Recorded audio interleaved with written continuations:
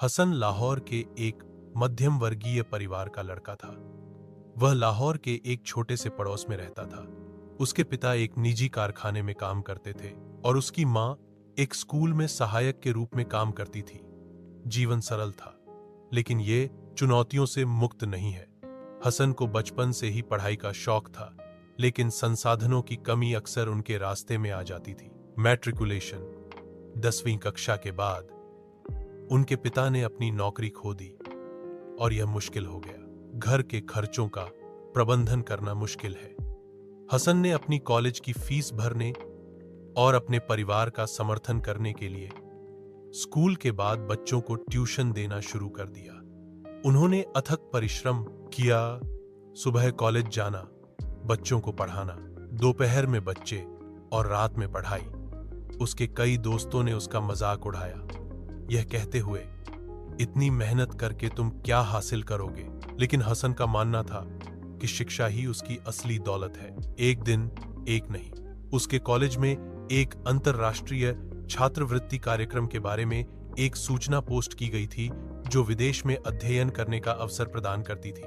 बहुत उम्मीद के बिना हसन ने आवेदन किया, यह जानते हुए कि उसकी प्रतिस्पर्धा अमीर परिवारों से थी जो अभिजात स्कूलों में गए थे, धारा प्रवाह अंग्रेजी बोलते थे और हर लाभ था। फिर भी हसन ने हार नहीं मानी। उन्होंने पहले से कहीं अधिक मेहनत की, अपनी अंग्रेजी में सुधार किया, साक्षात्कार की तैयारी की और प्रार्थना की।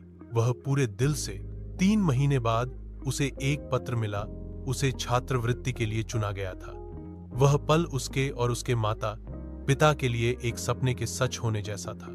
वह लंदन में एक विश्वविद्यालय गया और बिजनेस एडमिनिस्ट्रेशन में डिग्री हासिल की। शुरुआत में उन्हें भाषा, वातावरण और सांस्कृतिक अंतरों से जूझना पड़ा, लेकिन उनकी दृढ़ता और धैर्य ने उन्हें सफल होने में मदद की। 4 वर्षों बाद वह पाकिस्तान लौटा और वंचित बच्चों को मुफ्त ऑनलाइन शिक्षा प्रदान करने के उद्देश्य से एक छोटी सी कंपनी शुरू की।